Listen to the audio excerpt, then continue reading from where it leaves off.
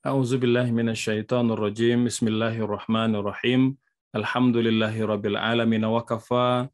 Wassalatu wassalam ala nabiyil mustafa. Asyhadu an la ilaha illallah wahdahu la syarikalah wa asyhadu anna Muhammadan abduhu wa rasuluhu la nabiyya ba'da. Allahumma salli wa sallim wa an'im wa akrim ala hadan nabiyil karim Muhammadin sallallahu alaihi wasallam wa ala alihi wa sahbihi ajmain. Hadirin muslimin, muslimat, sahabat asa yang dimuliakan Allah, Assalamualaikum warahmatullahi wabarakatuh. Alhamdulillahirabbil alamin, kita bersyukur kepada Allah Subhanahu wa taala bisa bertemu kembali dalam majelis ilmu untuk melanjutkan pembelajaran kita seputar fikih ibadah. Dan insya Allah tema yang akan kita kupas pada hari ini adalah fikih sholat berjamaah, ya. Fikih sholat berjamaah ini menjadi urgen dan penting untuk diketahui, baik yang bertindak sebagai imam atau yang bertindak sebagai makmum, ya. Karena bagaimanapun ibadah sholat berjamaah harus kita lakukan sesuai dengan tuntunan dan panduan agama. Baik, hadirin muslimin muslimat yang dimuliakan Allah Subhanahu wa taala, pertama kita akan uraikan dulu apa itu definisi sholat berjamaah, ya. Al-jamaah itu sendiri secara bahasa ya bisa disebut sebagai irtibat al-hasil baina salatil imam wal ma'mum, ya. Jadi jamaah ataupun berjamaah secara mudahnya ya bisa kita definisikan sebagai adanya ketersambungan antara sholat imam dan sholatnya makmum gitu. Jadi ada ketersambungan, ya. Tidak boleh berbeda antara sholatnya imam dan sholatnya makmum, ya. Imam dijadikan sebagai pemimpin di dalam sholat berjamaah gitu, ya. Dan sholat berjamaah ini disyariatkan ya dalam banyak ibadah-ibadah yang kita lakukan, ya, baik itu ibadah sholat ataupun seperti ibadah puasa, ya, kemudian ibadah haji atau ibadah umroh, ya. Nah, ini di antara momen-momen di mana kita diperintahkan untuk berjamaah, ya. Nah, khususnya dalam sholat fardu ataupun sholat sunnah, ya, kita diperintahkan atau disyariatkan untuk melakukannya secara berjamaah, ya. Ini seperti mana yang disebutkan dalam Quran surah An-Nisa, ya, surah yang keempat ayat 104, di mana Allah berfirman, ayat 102, Allah berfirman, A'udzubillahi minasyaitonirrajim, wa idza kunta fihim fa aqamta lahumus shalah, ya. Dan apabila engkau telah bersama mereka wahai Muhammad, maka tegakkanlah salat, ya. Nah, kemudian juga di dalam hadis yang sahih, ya, riwayat Imam Al-Bukhari dan sejumlah rawi-rawi hadis yang lain, di mana Nabi bersabda, salatul jama'ati afdal min salatil fadzi bi 27 darajah, bahwa salat berjamaah itu pahalanya lebih besar daripada salat sendiri, ya, dan perbedaannya adalah 27 derajat, ya. Dalam riwayat yang lain, ya, itu disebut bi 25 darajah, 25 derajat gitu, ya. Jadi ulama menyebutkan 25 ataupun 27, ya.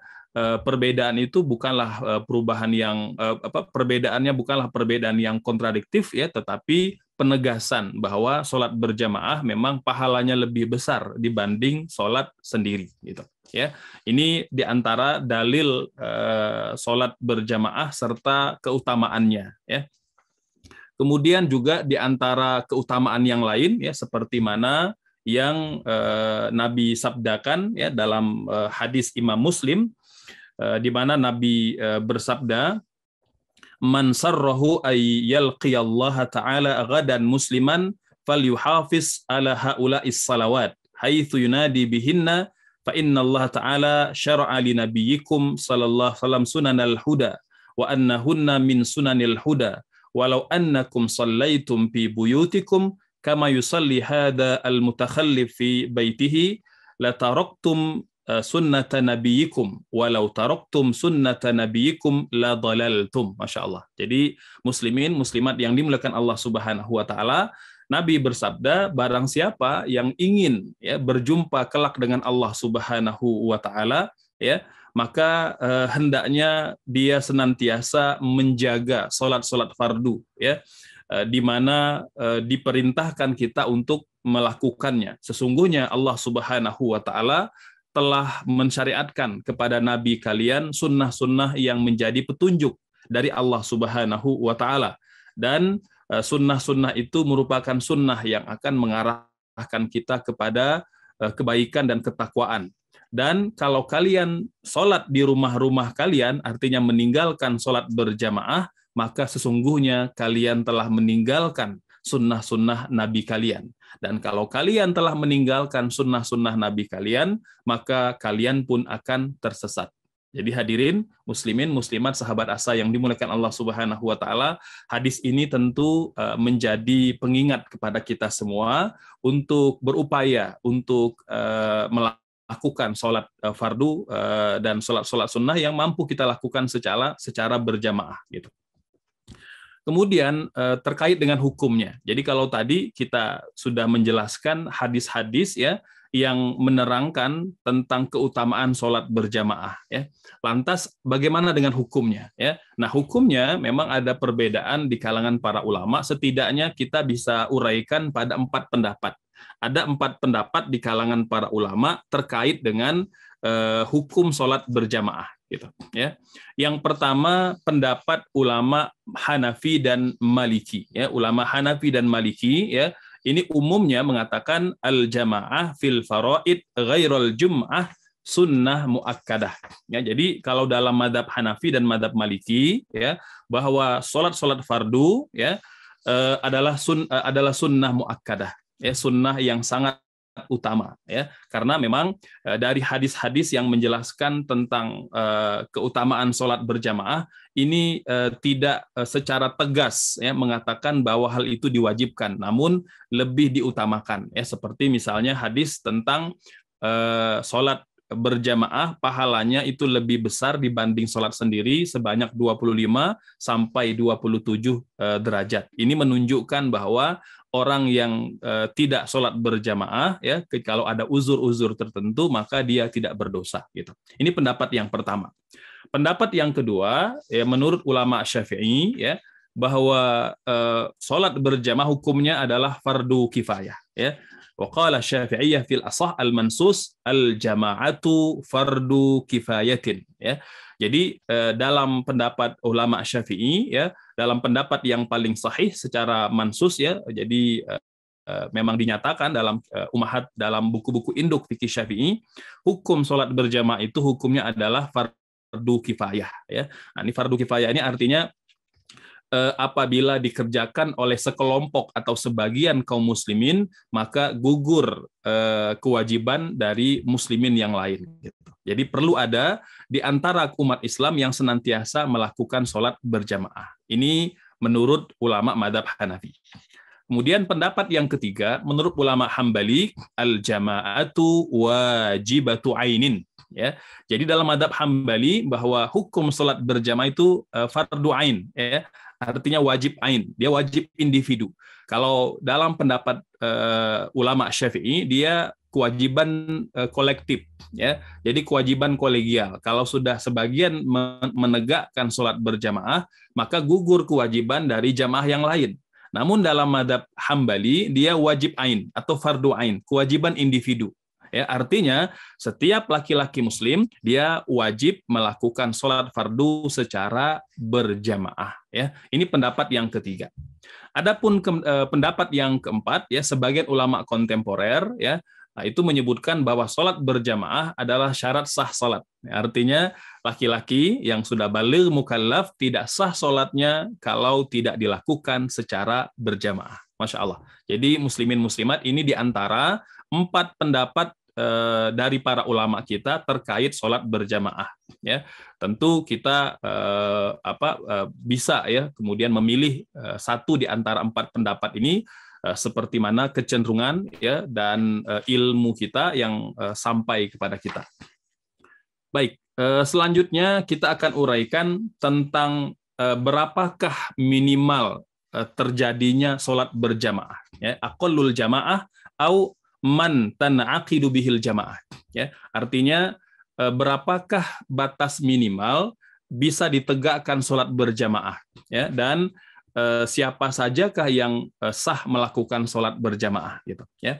Yang pertama, aqallul jamaah itsnan. Ya, secara umum ulama berpendapat bahwa jamaah itu sekurang-kurangnya dilakukan oleh 2 orang. Ya, satu imam, ya, satu orang bertindak sebagai imam, yang satu lagi sebagai makmum. Ya, nah ini seperti mana yang dipegang oleh mayoritas pendapat para ulama. Gitu.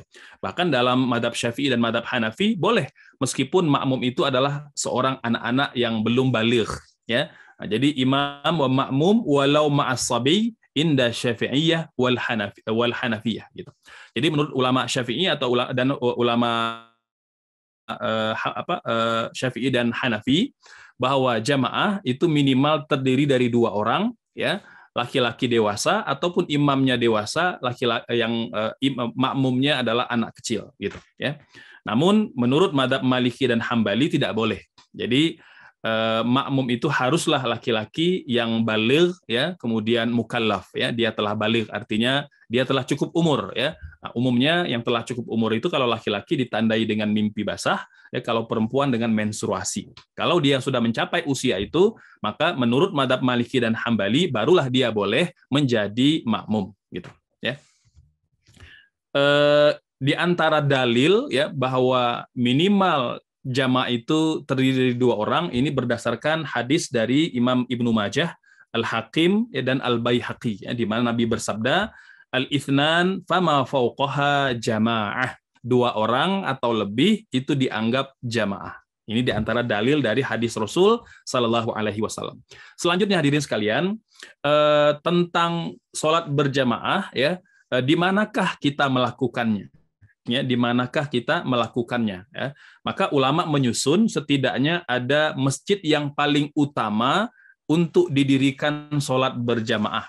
Ya. Nah, jadi ini seperti mana diuraikan oleh Syekh Wahab Zuhaili dalam Al-Fiqhul Islam Mu'adillatuhu. Ya, beliau menjelaskan bahwa yang pertama, masjid yang paling utama untuk kita tegakkan sholat adalah Masjidil Haram, kemudian Masjid Nabawi, dan Masjid Al-Aqsa. Ya. Nah, ini ada di 3 tempat, ya. Lebih tepatnya 3 negara. Ya. Masjidil Haram ada di kota Mekah, Masjid Nabawi ada di kota Madinah, dan Masjid Al-Aqsa ada di Palestina. Ya.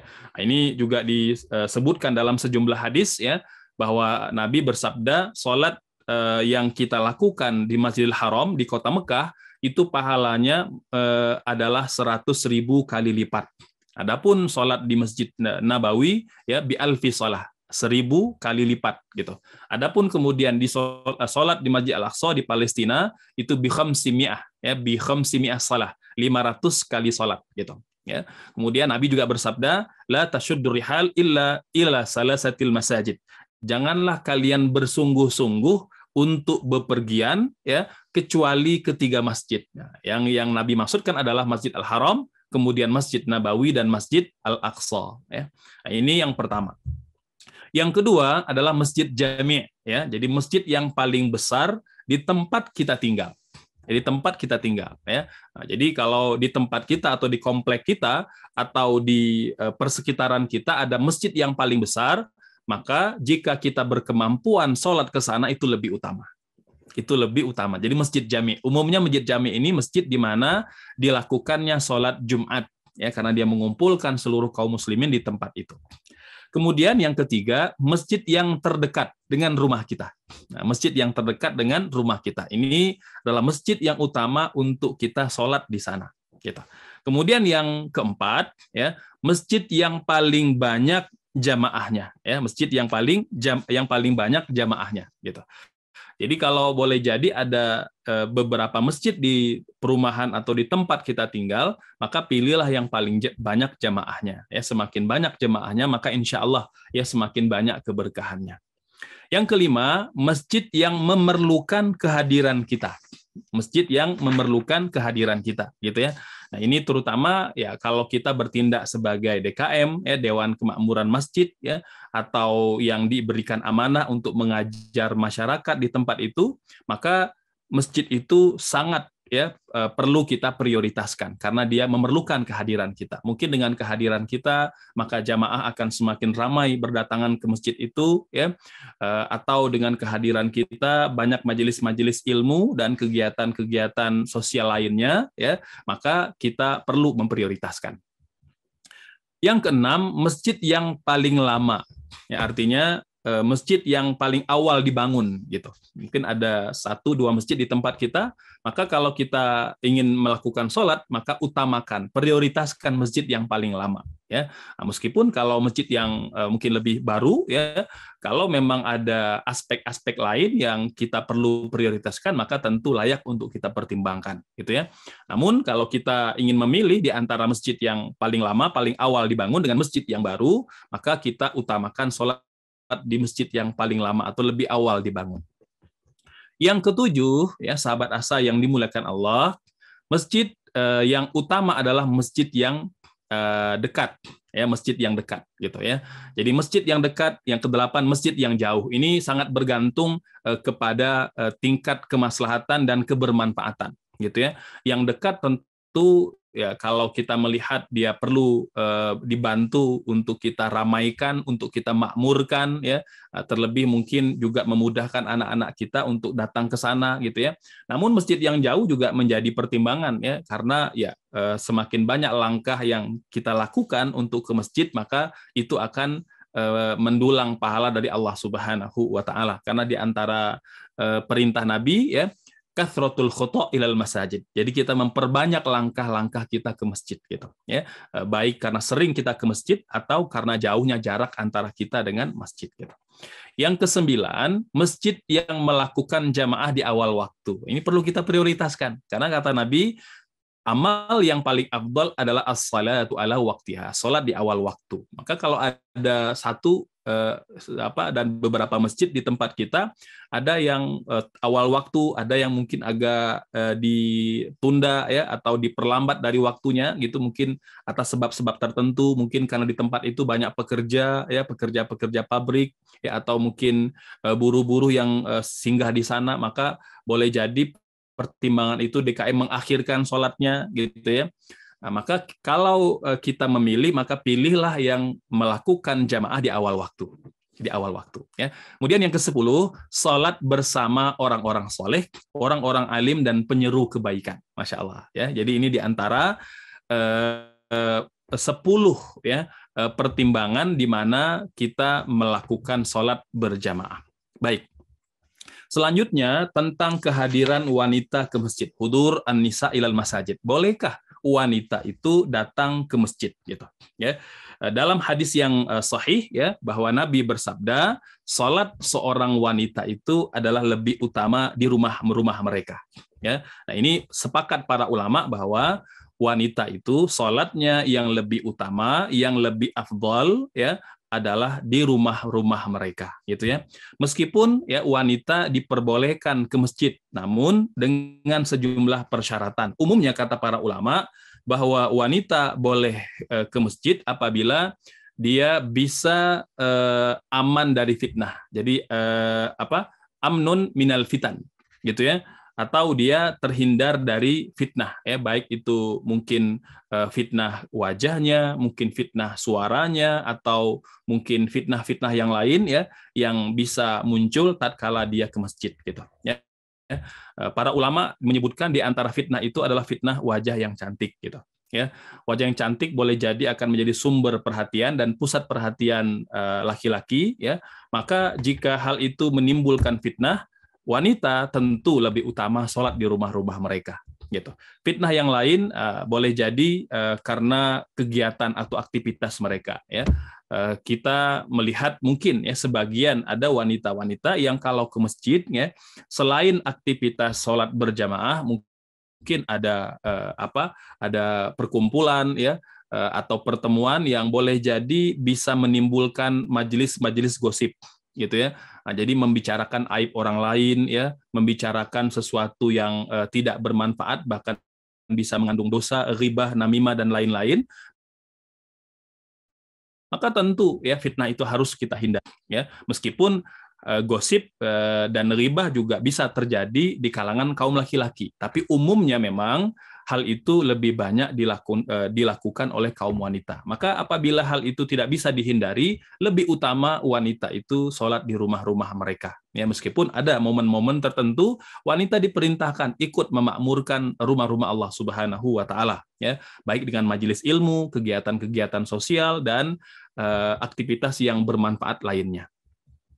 Baik, pahala sholat berjamaah ya. Kapankah seseorang itu mendapatkan pahala sholat berjamaah dalam kondisi kalau dia masbuk? Dalam kondisi kalau dia masbuk gitu ya.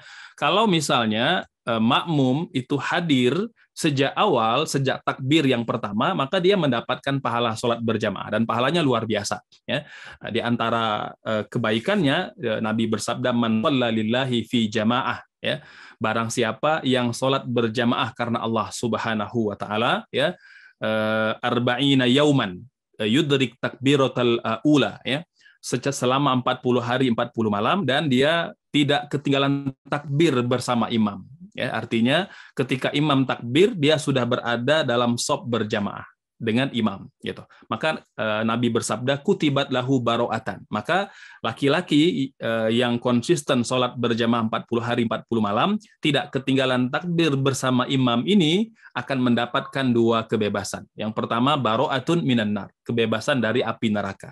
Yang kedua baro'atun minan nifaq, kebebasan dari kemunafikan gitu ya. Maka subhanallah, apabila kita mendapatkan 2 kebaikan ini maka kita telah mendapatkan kebaikan yang luar biasa gitu. Nah, lantas bagaimana yang masbuk? Apakah dia tetap mendapatkan pahala berjamaah? Maka ulama ada perbedaan, ada rincian perbedaan berikut ini. Ya. Yang pertama, menurut Imam Asy-Syafi'i dan ulama Asy-Syafi'iyah, ya, maka seseorang itu dianggap dapat pahala berjamaah ya selama imam belum mengucapkan salam. Dia sudah bergabung bersama jamaah dan imam belum mengucapkan salam. Ya. Jadi dia boleh jadi karena uzur tertentu terlambat ke masjid, datang ketika imam sudah duduk tasyahud akhir. Ya, beberapa saat lagi mungkin akan mengucapkan salam. Maka dia sempat masuk ke dalam jamaah, niat dan bertakbir, kemudian bergabung, duduk bersama dengan imam, dan imam belum mengucapkan salam pada ketika itu, maka dalam pendapat ulama Syafi'i, dia telah mendapatkan pahala berjamaah. Mendapatkan pahala berjamaah. Berapa besar? Ya, wallahu alam, kita tidak tahu secara persis ya, apakah penuh 27 ataupun kurang ya, maka tetap dia mendapatkan pahala berjamaah. Yang kedua, ya, dalam mazhab Hanafi dan Hambali, imam belum salam walaupun jamaah belum duduk. Imam belum salam. Jadi artinya kalau kita masbuk gitu ya, kita baru sempat berniat dan sudah takbiratul ihram. Jadi berniat, kemudian Allahu Akbar, kita belum duduk tapi imam sudah mengucapkan salam, maka dalam mazhab Hanafi dan Hambali dia juga mendapatkan pahala berjamaah. Nah, meskipun dia tidak sempat duduk bersama imam, tapi dia sudah masuk ke dalam sholat, ya sudah berniat dan sudah takbiratul ihram. Ya, kemudian mungkin boleh jadi imam sudah salam, barulah dia akan baru bergerak mau duduk, gitu. Ya, maka kondisi kedua ini menurut mazhab Hanafi dan Hambali dia mendapatkan pahala berjamaah. Pendapat ulama Maliki ya bahwa pahala berjamaah hanya didapat minimal seseorang itu sholat 1 rakaat bersama dengan imam. Minimal sholat 1 rakaat. Gitu ya. Nah, 1 rakaat ini artinya ya minimal dia ruku bersama dengan imam. Karena ruku dengan imam sudah dihitung 1 rakaat. Gitu. Jadi kalau dia datangnya ketika imam sudah i'tidal, ya, maka dia sudah selesai rakaat yang pertama, maka yang ini ya dia tidak mendapatkan pahala berjamaah. Gitu ya. Jadi harus minimal dapat 1 rakaat lengkap. Dapat 1 rakaat lengkap dalam mazhab Maliki. Baik. Berikutnya mendapat rakaat. Kapankah seorang makmum ya, makmum yang masbuk itu dihitung mendapat 1 rakaat ya. Nah, ulama-ulama mazhab sepakat bahwa apabila seseorang mendapat rakaat dengan ruku yang tumakninah bersama dengan imam gitu. Jadi umumnya ulama 4 mazhab mengatakan kalau ada makmum yang masbuk dan dia sempat ruku tumakninah bersama dengan imam, maka dia telah mendapat rakaat. Seperti mana hadis yang sahih Nabi bersabda, "Man adraka ruku al-imam faqad adraka rakaah." Ya, barang